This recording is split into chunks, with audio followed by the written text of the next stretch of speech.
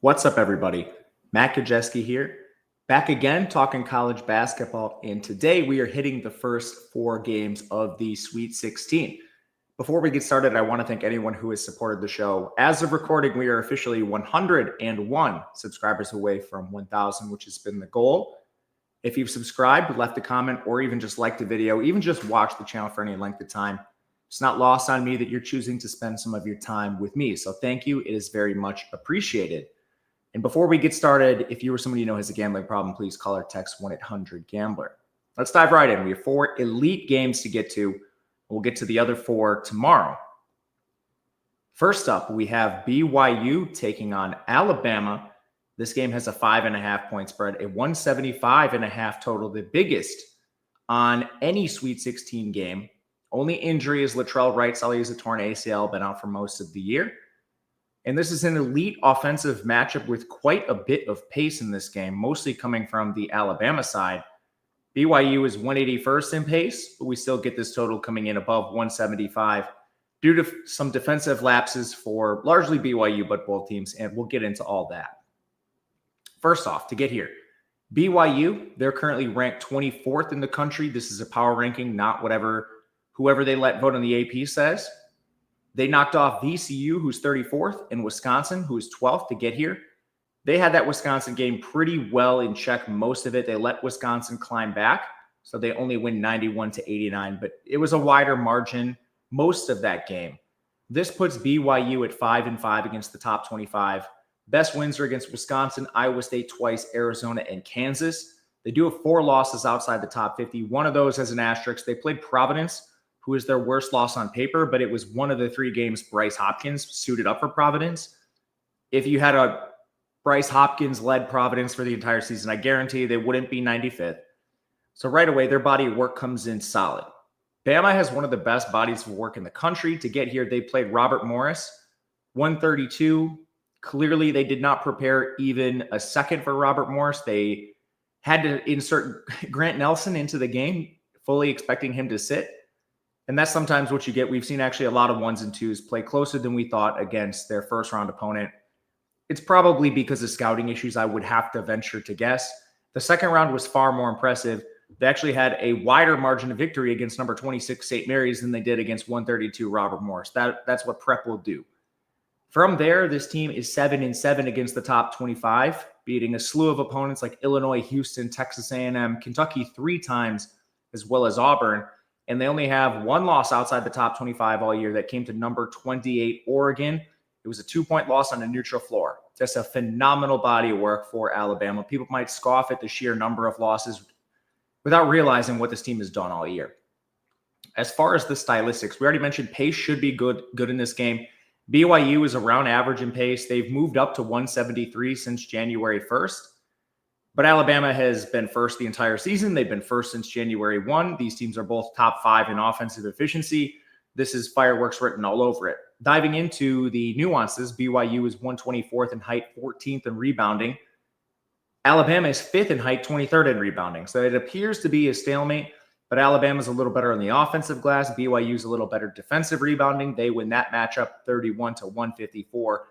I think you could maybe give a slight edge to Alabama just because of their true size inside, but it's going to be very close in the glass. BYU can shoot the lights out. 7th in effective field goal, 6th in 2-point percent, 27th in 3-point percent. Richie Saunders, Trevin Knell, Dawson Baker are all hitting at least 39% of their threes. They have a 6'9" point guard and lottery pick in Yegor Denham. Alabama's 27th in total defense, 3rd inside, 20th defending the perimeter. They show cracks at times. I think the best path, if Cliff Amore's in the game, it's certainly avoid the rim at all costs. And then if he's out, you could maybe test the inside, but I think you still want to shoot over the top of these guards, which BYU is certainly capable of doing.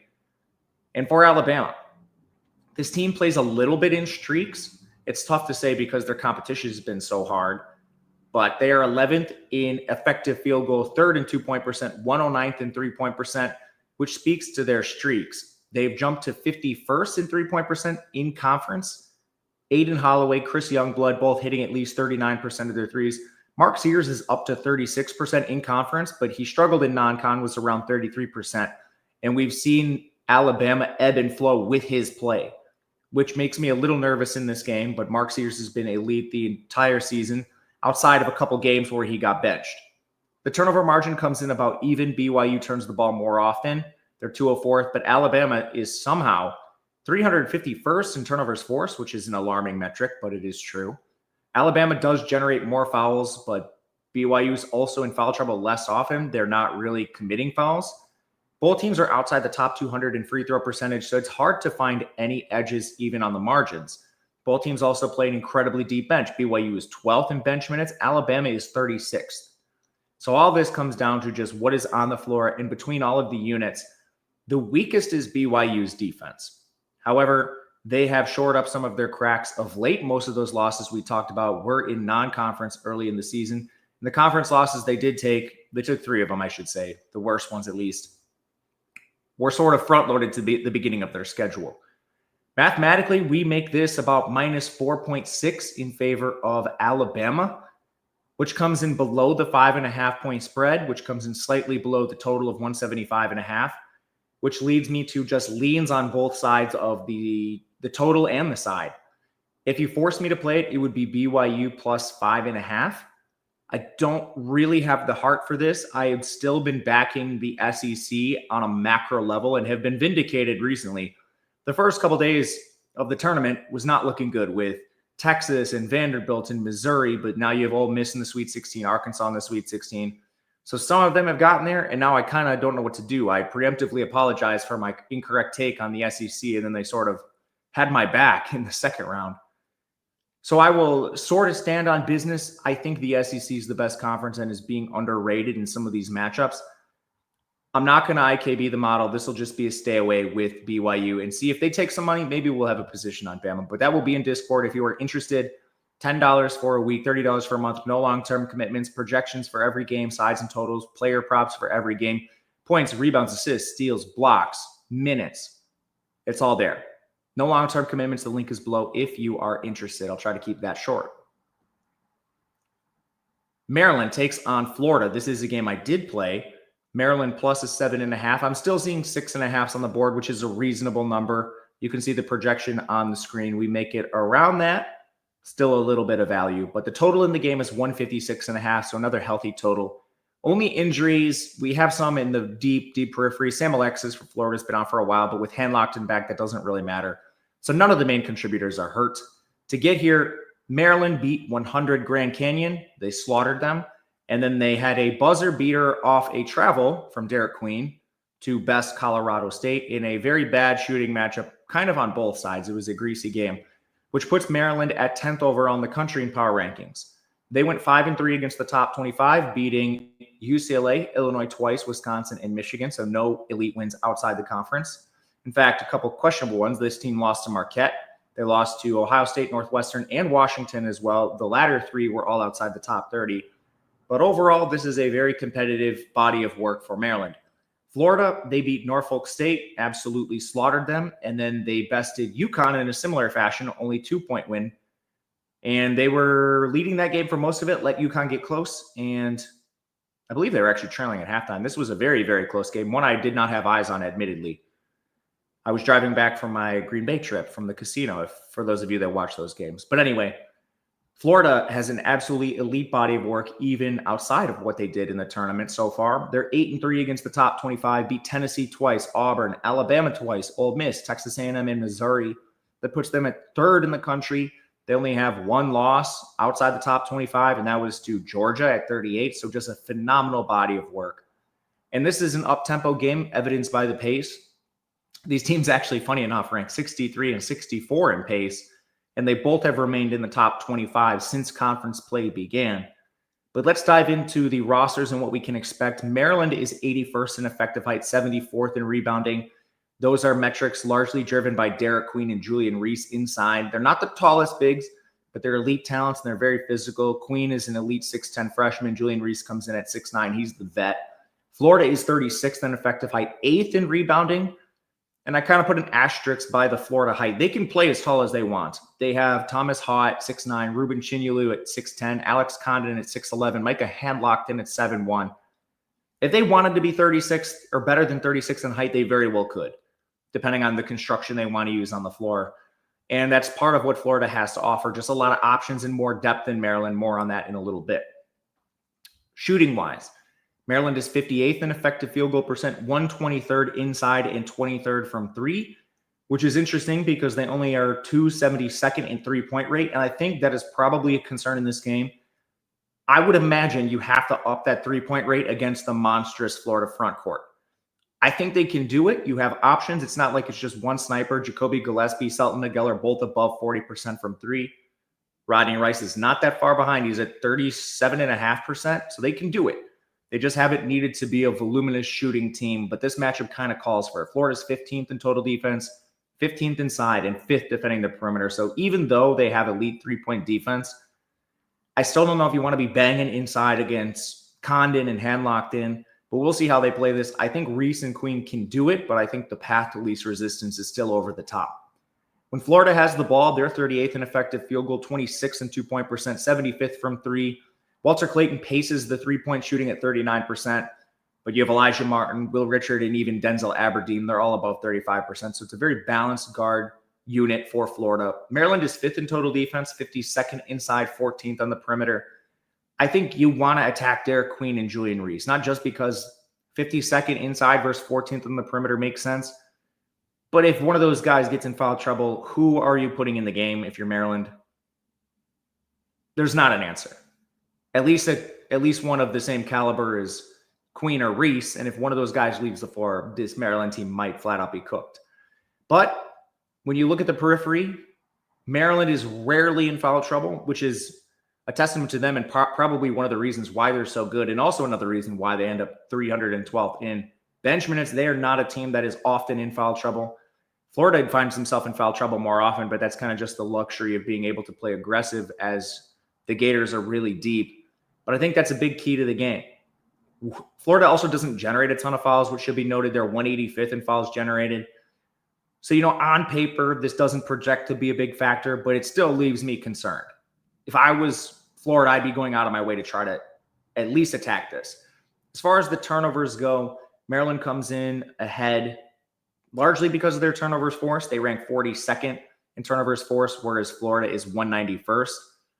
Both teams have very good point guard play, so I don't think turnovers are going to be a big factor, but at least Maryland forces more of them. And then on the foul stuff, if this does become a foul game, Maryland is 88th in free throw percent. Florida is 195th. With that said, I still believe foul risk is a bigger potential problem for Maryland. With that said, 7.5 points at open was a bit of a wide number in one we played. We currently are making this around 6. If you can find 6.5, I think that is still viable. But I'm not sure this line is done moving. I might be looking for some bounce back on Florida if you feel like you missed this number. I don't want to play the Florida side, but I wouldn't be terribly surprised if you see this come back up to 7 or 7.5 before tip-off. A lot of the public likes betting favorites. I don't know how much money would have to come in on Florida for that to happen, but I don't think it's out of the question. So if you're worried about seeing a 6 or 6.5 on your screen, I think the best approach is just waiting till tip-off and making a decision then. You might be able to get a better number if you wait on it, but Maryland is the side we prefer, just based on the points. Arizona takes on Duke. This is a 9-point spread in favor of the Blue Devils, a 153.5 total. This is a rare rematch from the regular season. The only injury in the game is Malik Brown, at least of note. And let's get to the rematch stuff first. These teams played very, very early in the season, November 22nd. Duke won on the road 69-55, so outside the projected spread of this game. Both of these teams were still using weird rotations. Arizona had not discovered Henry Visar yet. He only played 13 minutes, while they allowed Trey Townsend to blunder around the court for 27 minutes inefficiently. They're still kind of letting that happen sometimes. I have no real feel on the Arizona rotation. Sometimes Visar plays 30 minutes. Sometimes he plays 13 without fouls. And then they insert Trey Townsend for whatever reason into the game. It doesn't make any sense, but it happens. But with Duke, they were still starting Caleb Foster at the time. Caleb Foster and Malik Brown played 26 and 24 minutes in this game. Isaiah Evans didn't appear, so the rotation is very different for both teams, especially Duke. And in the first game, Duke did out-rebound Arizona 43-30. That's a big concern in this game as well, unless Arizona locks in Visar, which maybe could mitigate some of the height stuff. More on that in just a second. First, want to get to the resumes.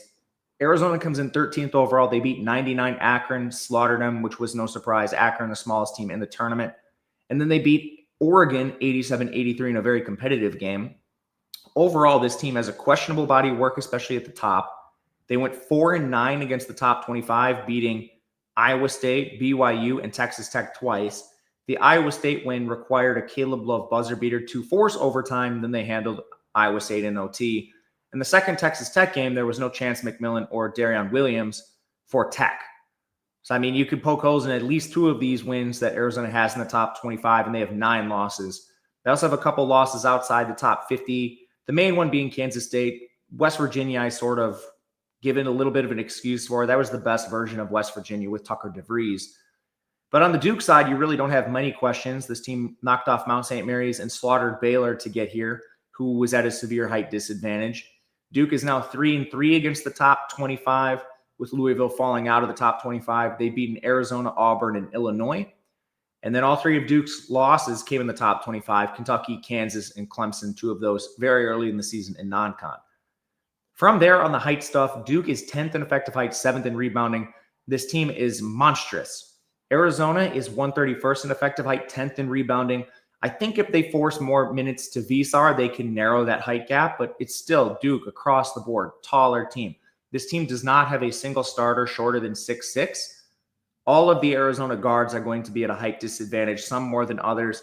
The front court, even if you insert the 7-footer Visar, he's still ceding inches to Malawach inside, and you have more depth cultivated. The only real difference I think you could point to is Malik Brown's probably not going to play in this game. Haven't heard confirmation, but I would be shocked. As far as the shooting stuff goes, Arizona is 82nd in effective field goal percent, 47th inside, 193rd in three-point percent. That's because Caleb Love has shot nearly 300 threes. He is up to 33.5%. He had a very efficient start to the tournament. Very good start for Caleb Love. But he also did go 1 of 9 in the first matchup and 3 of 13 from the floor against Duke on November 22nd. They do have a couple shooters. Carter Bryant and Anthony Delorso are both above 37%, but neither are really given many opportunities or minutes. And Duke is 4th in total defense, 3rd inside, 20th defending the 3. Scoring on Duke is just easier said than done no matter who Duke puts on the floor. This team is so big, so long, and so elite defensively. And then when Duke has the ball, 5th in effective field goal, 5th in 2-point percent, 16th in 3-point percent. Con Knipple, Sion James, Tyrese Proctor, Isaiah Evans are all hitting at least 39% of their threes, some above 40%. Cooper Flagg isn't far behind. He's at 36.5%. And Arizona's 26th in total defense, 42nd inside, 155th defending the 3. Duke's easiest path is just shooting straight over the top with their size and kicking it down into Malawach when it makes sense. Turnover margin favors Duke. They outrank Arizona 16th to 120th in turnovers committed. They also outrank Arizona 150th to 236 in turnovers forced. Foul margin actually comes in a little bit close, but Duke plays the deeper bench. Both teams can shoot free throws, so no real edges via fouls. And last thing, this is a clash of styles. I don't think that makes a huge difference because these teams have seen each other. Duke is 270th in tempo. They can run if they want to. Arizona is 51st. They try to play in transition. So we'll see. Playing in transition against a big Duke team who is still athletic is against a bunch of NBA players is easier said than done. We make this inside the 9 points mathematically. I don't think I can get there. I am still leaning to Duke minus the 9. We've recently seen Arizona take some money. This was at 9.5 and even opened around 10 in some spots. So pausing on the Duke side, but will likely end up with something on the Blue Devils one way or another. Let's get to our last game. We have Arkansas taking on Texas Tech. This game has a 5.5-point spread in favor of Tech, a 148 total. Injuries in the game. These players are both expected back, but I'm going to list them here. Edu Thiero, Coach Cal said probably 12 to 15 minutes. We'll see. Texas Tech, Chance McMillan. We've been seeing him in a while, but allegedly he's back at practice. I would imagine some sort of minute restriction on him too. But that makes this game very difficult to parse. Arkansas has basically been injured the entire year. Boogie Fland only played a couple games in conference before he went down. Thiero's been out for close to a month now, better part of 3 weeks. So it's been a little bit rough on the Arkansas side. Tech has been hurt of late. Darion Williams is playing through an injury as well. But let's talk resumes. Arkansas is 36th overall. They beat Kansas and they beat St. John's to get here. It was a historically bad St. John's shooting game. Kadar Gretschman fouled out in 16 minutes. But this team does have some other good wins, not just St. John's and Kansas. They're 5-9 against the top 25 now. They beat Missouri, they beat Kentucky, they beat Michigan. Do have a couple losses outside the top 40 to LSU and South Carolina. Hard to excuse those. Tech, they're 8th in the country right now, beat UNC Wilmington by 10, beat Drake by 13. And that's just to get here. They're also 4-5 against the top 25, beat BYU, Arizona, Houston. Huge Houston win in Kansas. They only have 3 losses outside the top 50, but some of them are more questionable than others. St. Joe's, UCF, and TCU. So it is a little bit of a questionable body of work on both sides. Arkansas wants to pace this up. They're 71st in pace. Tech is 255th. I will say both teams have dropped their pace a little bit since January 1st, but nothing significant. At least it's not going upward if you're betting a total or something, which I am considering in this game. Arkansas is 7th in effective height, 166th in rebounding, which is a little bit incongruent. Texas Tech is 212th in effective height, but 36th in rebounding.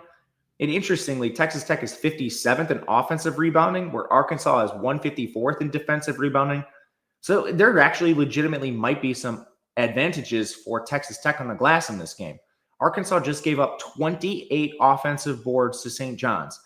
If St. John's could hit a layup in that game, this team would have gotten slaughtered. JT Toppin is a top 30 rebounder in the country, but I also am a little bit hesitant with this because Arkansas does have the size, and Thiero coming back is going to give them more of it. So, I mean, this looks like an advantage for Texas Tech, but I'm a little hesitant to just anoint them the clear leader in rebounding categories with Arkansas being so tall and getting guys back.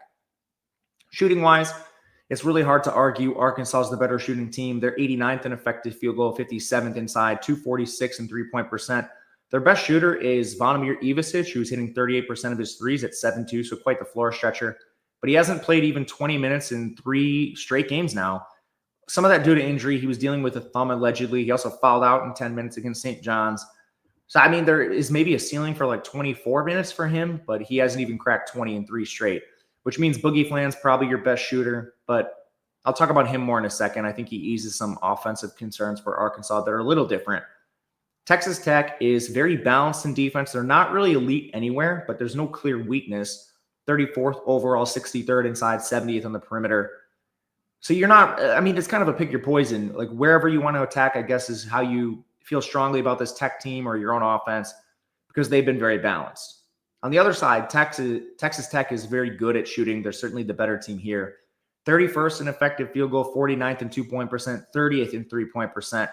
And versus Arkansas's defense, who is 18th overall, 54th inside, 58th in the perimeter, you're probably going to need this balance in order to win. They do have shooters. Christian Anderson, Chance McMillian, if he plays, and Kerwin Walton all hit at least 39% of their threes. Again, McMillian's expected to return in some capacity. And then, of course, you have Toppin inside. I will say on the turnover front, neither team forces a lot of turnovers, but Arkansas has been worse with turnovers committed. Texas Tech outranks them 23rd to 120th. But I do think the return of Boogie Flan matters in this situation. He not only has the team's highest assist rate, but he has the team's lowest turnover rate, and he plays that point guard position. So anything you hear about Boogie Flan, Arkansas playing worse with Boogie Flan, first of all, having an extra scholarship player for a team that doesn't have a lot of scholarship athletes is important. And second of all, you're not dealing with as many turnovers. Your assist rate is higher. I don't understand the argument. And it strictly is because Arkansas lost every conference game they had with him. It turns out the SEC is really good. Your analysis should be a little deeper than just win-losses. Check out what actually happened on the floor. Anyway, foul margin comes in a little bit even for both teams. Not really too many advantages to parse there. Arkansas now looks like the deeper team on paper. They were already 79th in bench minutes, and they're projected to get Thiero back. So we're looking at full strength. Texas Tech is at 224th in bench minutes. Not sure on McMillian's status, so we will see. We mathematically make this in favor of Texas Tech. I don't have the heart to take it right now because I don't know McMillian's status. In Arkansas, now getting Boogie Flan back in Thiero, I think is potentially underrated in the spot. But where I'm really interested in going is under the 148. Again, Texas Tech plays slow. The slower team generally has an easier time dictating pace in this game. or in games just across the board. Arkansas will try to run, so that is a concern. But you also have both teams pretty good on defense. Arkansas much better than you would think at 18th overall. So that is where we side. I'm waiting on this. I've seen a little bit of money come in on the over. I'm not sure if it's enough to move the number, but at the very least, we can make a decision on this at the end of the day or sometime early tomorrow. We're recording this very early afternoon on Wednesday. Quick recap of the games and where we might play, because right now, the only bet I've actually taken is Maryland plus the 7.5 for this Thursday slate. The game I'm least likely to take is Alabama BYU. If I did place a wager on that, it's honestly probably against the model on both sides with a BYU plus 5.5 or over the points, but least likely to play that game. Arizona Duke, decent chance I play a Duke side, just no real incentive to hit the 9. We've seen money come in on Arizona, so we'll wait on that till tip off. And then I'm interested in an under with the Arkansas Texas Tech game. I think this one also might continue coming up, so we will try to play an under at a better number if it becomes available. Recording the second leg of the Sweet 16 very shortly, and we'll have it up on the channel. Thank you for watching this video. It is much appreciated, everyone, and good luck. Enjoy these elite games.